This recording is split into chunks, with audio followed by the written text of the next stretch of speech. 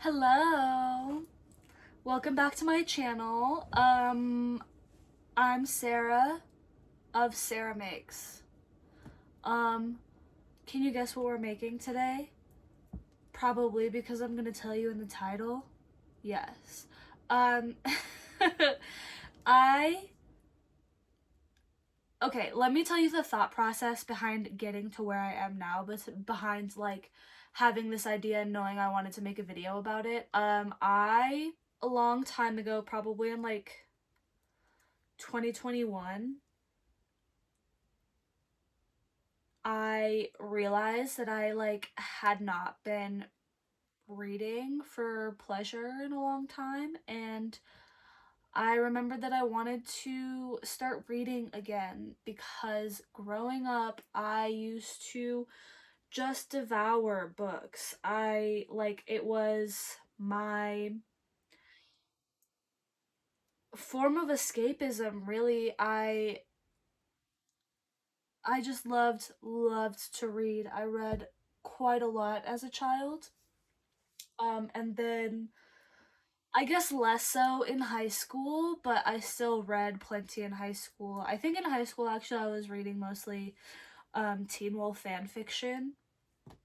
Um so so I was reading, but it was fan fiction. And then going to college, I had assigned reading because I did study English. And so I like had to kind of give up my reading for pleasure, like the books that I had to read like that. Or the books that I wanted to read. I just got really disconnected from like that side of me, I guess. And then in 2021, I would say, I'm not exactly sure. I decided I wanted to get back into reading again. So I went to Barnes and Noble to look for books, just in general, to read. And I found this book, The Night Circus by Erin Morgensten, which is a beautiful, wonderful, gorgeous book um, about two magicians, I guess, that become a part of this circus. That circus becomes their playground slash battleground because they are bound into this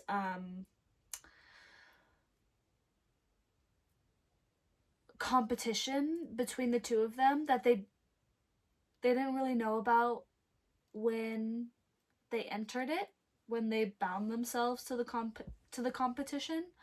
Um,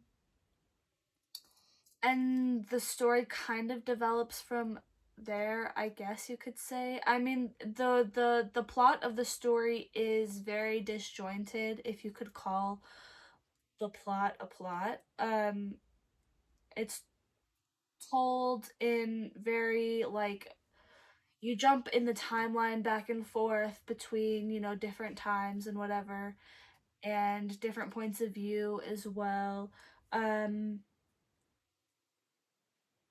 but I remember really, really enjoying this book. I read it relatively slowly because I was still getting back into reading and like not having the attention span for it at that time. Made it kind of hard to get through, especially because I would put it down for like days and then not pick it back up for. I would put it, yeah, so I would like put it down for days, but that's kind of beside the point. I really, really loved this book by the end of it. It just felt so magical and wonderful to me. I love the writing style and things like that. Um, so with that being said, I am going to crochet something inspired by this book. There are like a group of people in this book that they call themselves reviewer. Um, sorry, I have terrible French pronunciation, I guess you could say. But I these people in this book are big fans of the Night Circus. It's called the Circus of Dreams in French. I'm not gonna pronounce that in French because I feel like I would be embarrassing myself. Um, but these people identify themselves by wearing like a pop of red to the circus. Um, so today I'm going to be crocheting a scoodie, which is a pattern by Aver P. Um, Paula, I believe her first name is, on here on YouTube and on Instagram, I think. Her pattern has been doing really well. I started watching her Instagram, or not her Instagram. I started watching her YouTube, I believe around the time that she started like making these hoods before she even released the pattern, because the pattern is a recent release kind of thing.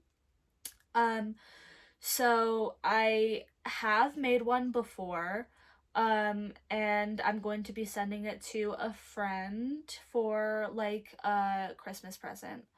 And I do have to say, I didn't actually buy the pattern. I have seen so many pictures of it that I just figured it out by myself, um, which is a luxury of an experienced crocheter. It's pretty much the exact same thing though, so I can't say that I came up with it on my own. It is very much like the exact same pattern. I believe it's just at a different weight of yarn. I'm going to be making it in like a DK kind of weight. I believe the weight of yarn that she uses in her pattern is a worsted kind of thing. So, these are the colors I'm going to be using. I think it's going to turn out fantastic. And while I crochet this, I am going to be listening to the audiobook of The Night Circus. This is going to be probably the third time I've consumed this. I've read the book twice for sure. I'm really excited to listen to the audiobook. And I think that's it. I think I'm gonna start crocheting now because I've re-recorded this intro like 10 different times and I think this is the best one. So, with that being said, I'm gonna get started on reading, listening to, and crocheting this scoodie. I will check back in with you guys in a little while. Anticipation. The circus arrives without warning. No announcements precede it. No paper notices on downtown posts and billboards. No mentions or advertisements in local newspapers. It is simply there when yesterday it was not. The towering tents are striped in white and black. No golds and crimsons to be seen. No color at all, save for the neighboring trees and the grass of the surrounding fields. Black and white stripes on gray sky. Countless tents of varying shapes and sizes with an elaborate wrought iron fence encasing them in a colorless world. Even what little ground is visible from outside is black or white, painted or powdered, or treated with some other circus trick. But it is not open for business, not just yet. Hi guys, I am back. It's quite a few days later, actually. Since I started these granny squares for this project, and I did the first two granny squares. I'll show you right now. I'm really happy with them. Seriously, I think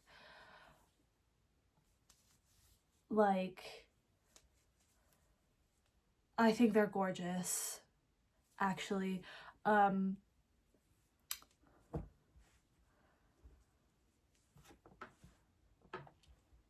I just reading or listening to the Night Circus has been interesting. It's not taking as long as I thought to have done these granny squares. So I'm not as far through the Night Circus as I thought I would be at this point in time, but it's okay because that means I get to listen to the audiobook while I take some walks and stuff like that. So I am about to start the scarf part of this.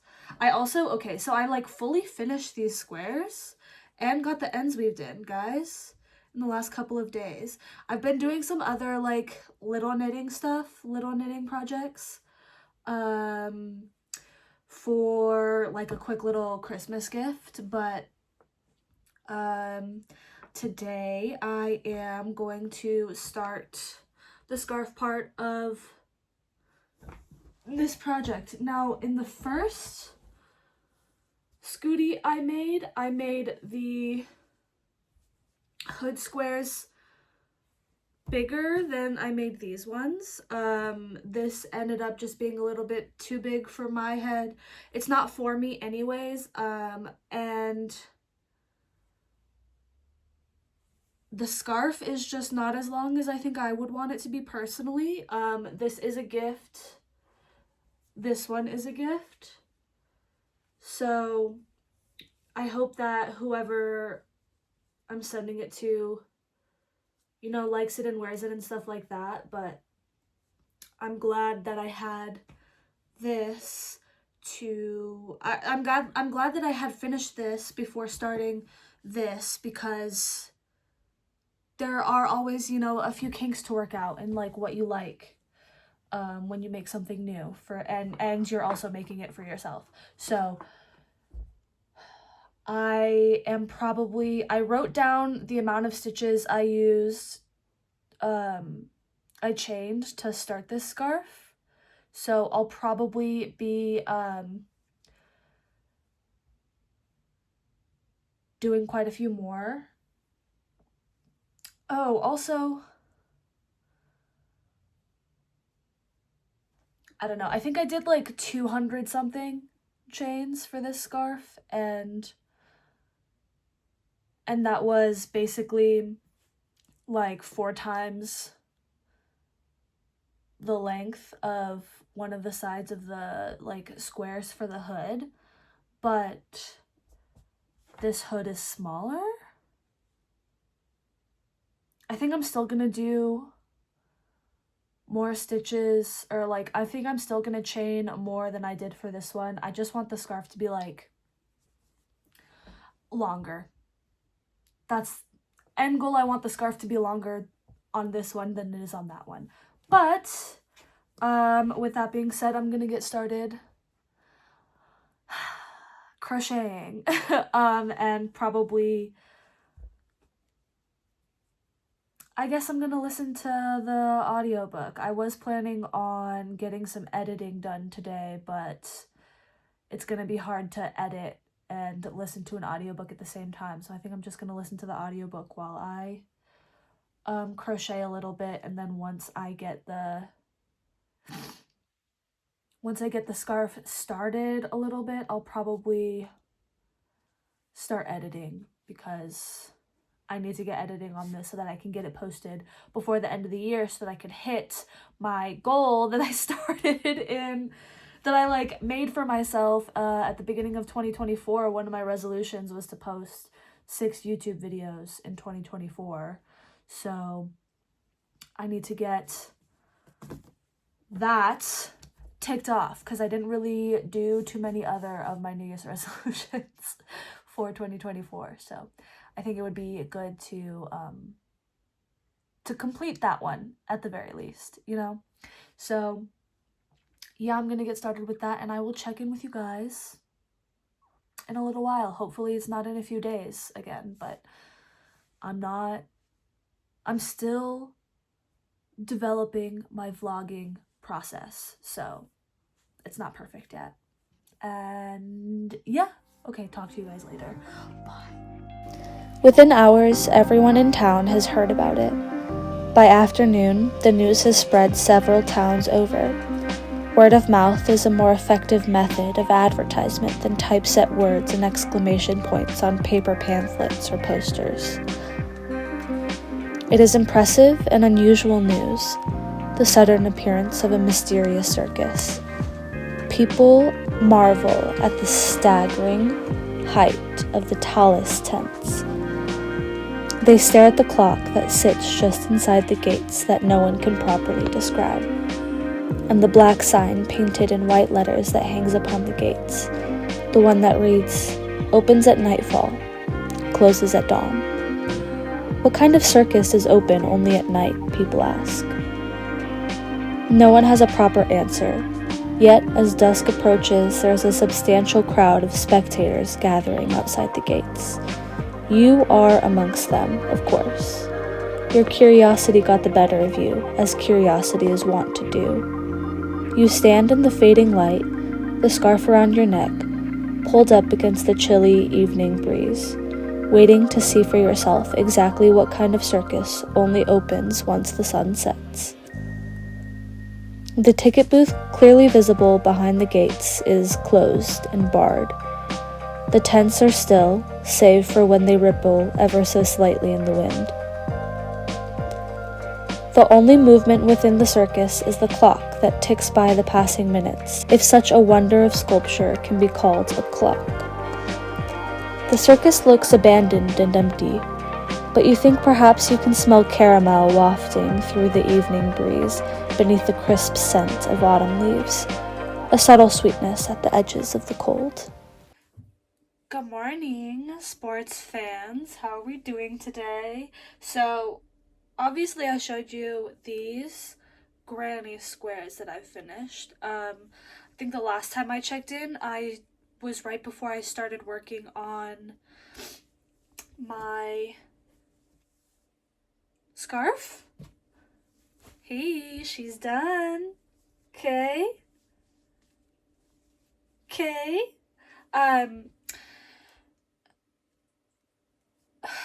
So I obviously still have ends to weave in. So my plan for today is I have Christmas presents to wrap, so I'm gonna go get some Christmas presents wrapped at my parents' house, and then I'll probably use their Netflix for a little while because I don't have my own Netflix, or actually, I think I'm gonna watch Love Island Australia because I'm like in the middle of that season right now while I weave in these ends after I'm done wrapping Christmas presents with my mom's wrapping paper. And then I'll probably check back in with you guys when I am ready to put this all together. I'm excited. My birthday is next week and we're going to be doing a bonfire at the beach, so I'm hoping to wear this at the beach bonfire because it's probably going to be pretty cold.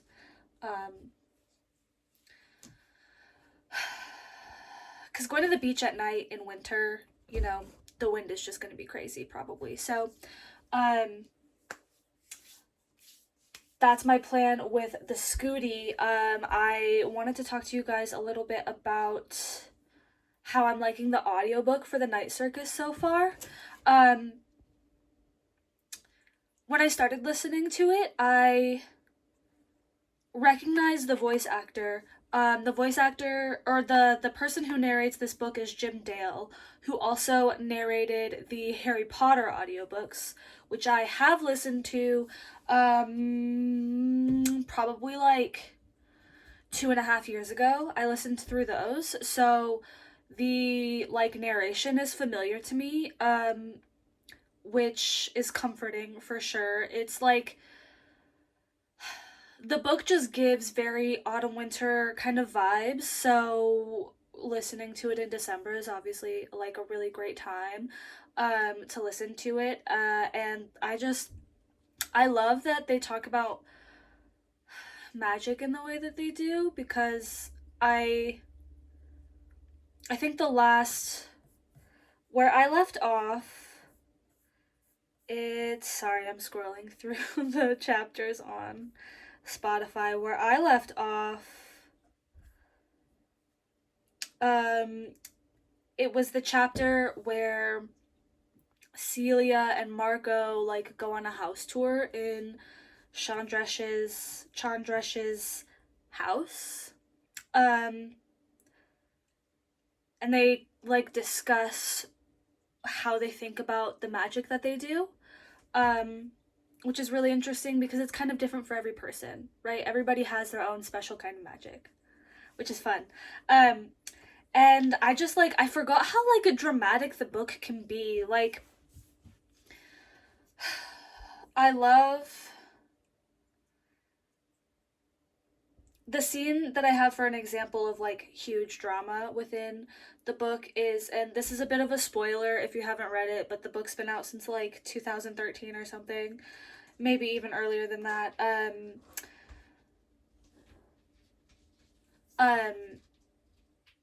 the scene where Isabel and Tsukiko are talking at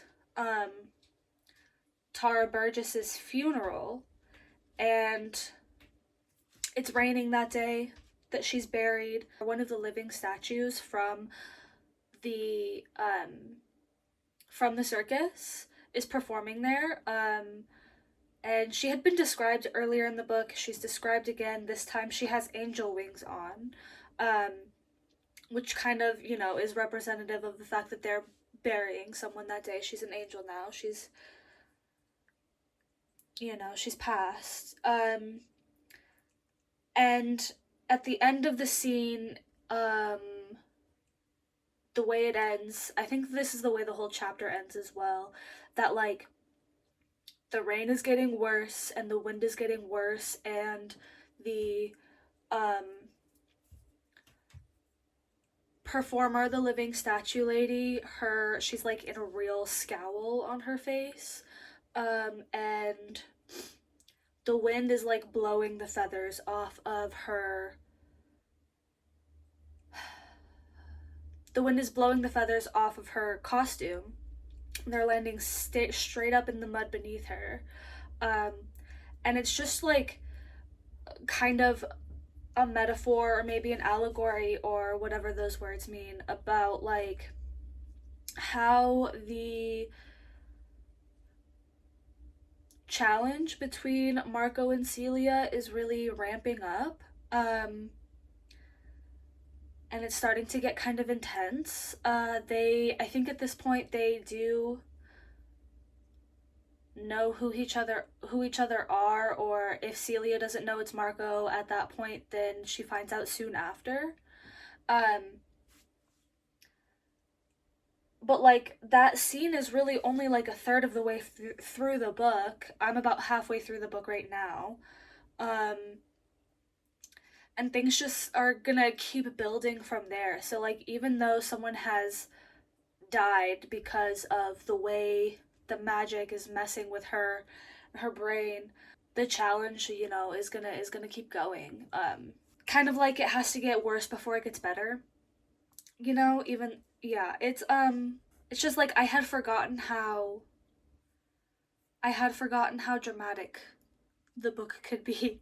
I think listening to it is helping me to imagine more of like how I might stage the scenes, I guess, like in my head. Because when I read books, I really do like put the characters in a room and have them like walking and interacting each other in my brain. So sometimes um when I'm reading I get confused because I'm trying to figure out like who is where and why they are there, and like how they're speaking to each other, like how can one hear if you're talking across a room, stuff like that. So sometimes normally when I'm crocheting something, I am like watching Real Housewives, or I have like the television or a YouTube video going on in the background while I am making something.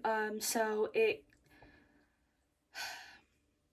reading an audiobook, or not reading, listening to an audiobook instead while I'm crocheting is definitely a different thing. Something that I probably should be doing more so that I'm not like distracting myself with reality TV all the time. Um, but it has motivated me to finish the scoodie soon. I mean, I'm halfway through the book and it's almost finished. So I am gonna have to finish the book here in the next couple of days. Um, when I get home, or when I get to my parents' house, their dog is gonna want me to take her on a walk. I'm planning on doing that anyways. She she gets so excited when I come over because she knows I'm gonna take her on a walk. But I'm gonna have time to listen to the audiobook during that walk, which will be nice, and then um hopefully I get through the rest of this audiobook. Um I think in the beginning I said that there's not very much plot in this book. I disagree with that take now. I think there's less plot than like maybe an action like movie might have, but there's plot here. There's definitely like things are developing, and you know, we're going up the hill. The circus is about to start to like kind of crumble a little bit, and things are going to start going a little bit more wrong. Um, yeah, so I'm really enjoying listening to this book. I am excited to walk a little bit more today. It's noon. I've been up since like 7 o'clock, and I just got out of the shower and like blow dried my hair and got dressed, and it's noon. So I really do need to get going with my day in this next week. I've got a lot going on. It's my birthday next week. It's also my sister's birthday next week because their birthday is the day after mine. Um, so I have dinner on my birthday with like my family. My sister's gonna come up from where they live and have dinner with us that night, and then that night after dinner me and my sister are gonna drive back down to their place together, and then we're gonna have like our birthday weekend together, which we always kind of do. Sorry, I forgot, I'm getting a tattoo on Tuesday, so that'll be fun. Anyways, I have to get going with my day. I really do have to. And I'll talk to y'all in a little bit.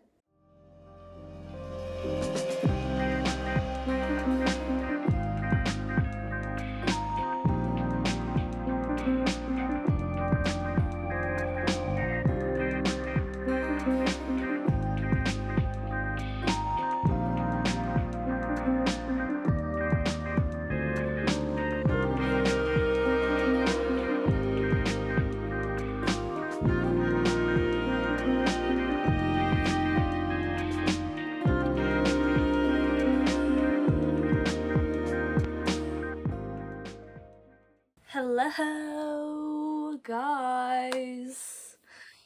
Um,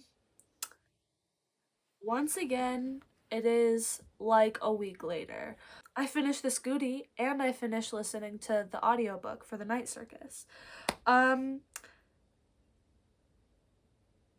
yeah, once Marco and Celia finally get to like be in love and they realize that, and things start moving a little bit faster, like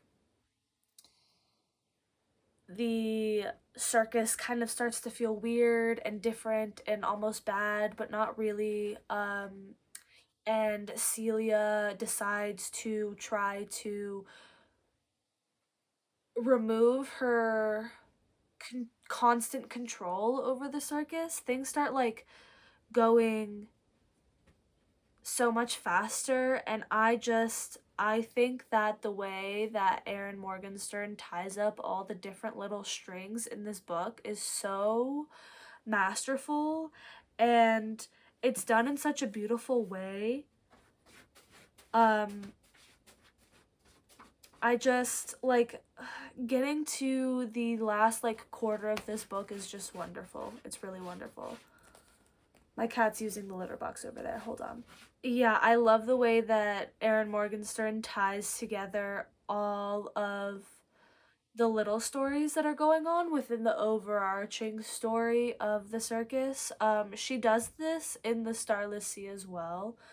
Um, it's more of like a plot thing within the Starless Sea though, because all of the little stories within the Starless Sea in the eventually like click together into place as the main character in that novel like moves through them. Yeah, I have here in my notes that the Night Circus, the end of it, it just reminds me that everything is interconnected and there's always magic to be found in the mundane. I love the fact that Marco tells Bailey that Bailey could learn to do these magical things too, because Marco doesn't wasn't like born with innate ability to do the magic that he did within the challenge within the circus. He studied and practiced and did all of that. And that's true of quite a lot of different things. One of them being knitting or crocheting or like fiber arts. If you have the courage to be a beginner and you continue to practice, you will get better over time, and that's magical to me. I also really love that in the end, Marco and Celia get to live forever. It's unclear whether they're going to die, but they get to live forever within this really, really special, beautiful place that they have created and constructed for each other. And every time I return to this story, I am reminded why I was drawn to it in the first place. Like it's just a really gorgeous, beautiful, well written book. Um yeah, and if you can get behind it, then you can get behind it. If you don't get it, then it's really not for you and we don't need to argue about it. Um I do think that I will be rereading this book eventually. Probably not within the next year, but I just started a reading journal that I am planning to do a kind of walkthrough video about in the future. Probably my next video will be about that because I'm going to combine my explanation of my reading journal and how I'm going to use it with like a short-ish TBR list for the new year. So stay tuned for that. That's probably the next video that I'm going to be posting. I also need to reread The Starless Sea. The thing is, I lent my copy of The Starless Sea to my sister, and my sister loved it so much that they just never gave it back. So they either owe me a copy of The Starless Sea, or I'm going to, the next time that I go to their apartment, I'm gonna be taking my book back because it's mine. I know I had a copy of it. I don't have it anymore. I have no idea where it went. But my sister has a copy of The Starless Sea. So I'm pretty sure that's It's living with my sister right now. Um, without that being said, my scoodie is here, right? It's very, very wonderful, beautiful, gorgeous. It's kind of weird to wear with my high-necked. I need to give it a steam, but with my, there she is. I'm very happy with the way it turned out. I cannot lie.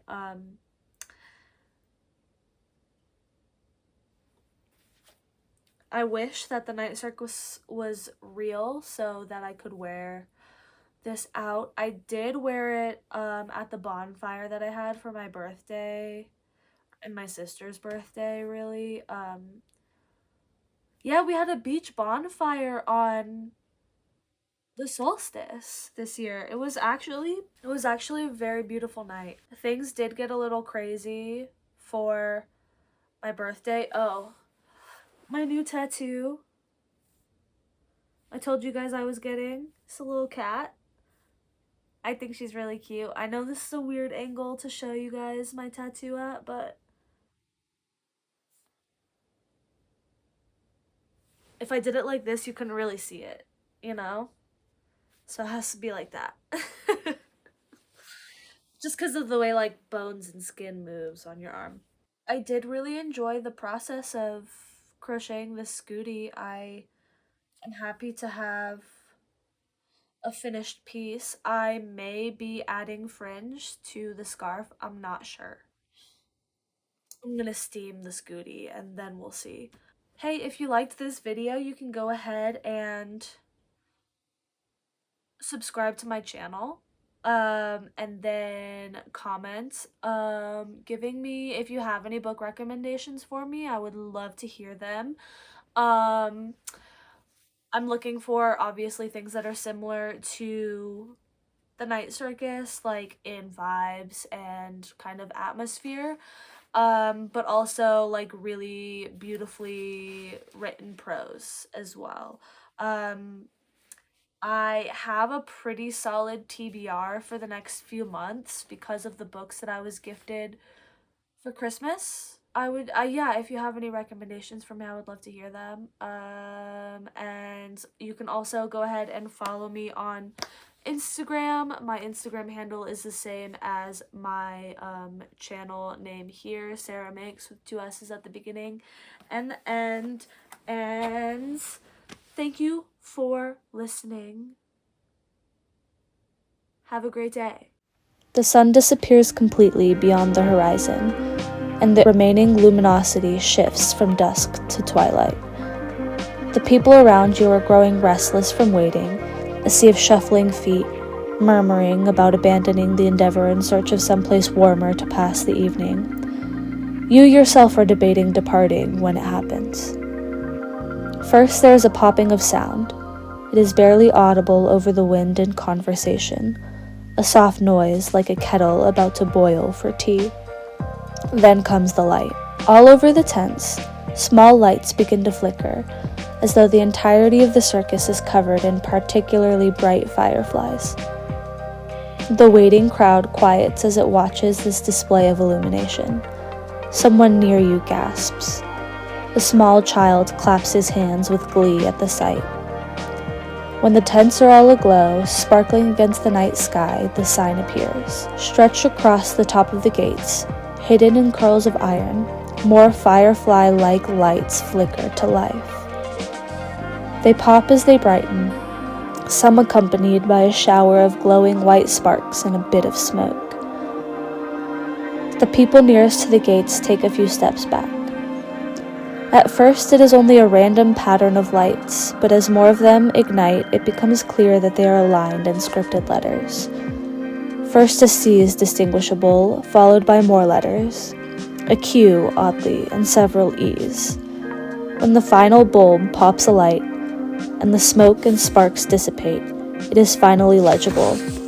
This elaborate, incandescent sign. Leaning to your left to gain a better view, you can see that it reads, "Le Cirque de Rêve," Some in the crowd smile knowingly, while others frown and look questioningly at their neighbors. A child near you tugs on her mother's sleeve, begging to know what it says. "The Circus of Dreams," comes the reply. The girl smiles delightedly. Then the iron gates shudder and unlock, seemingly by their own volition. They swing outward, inviting the crowd inside. Now the circus is open. Now you may enter.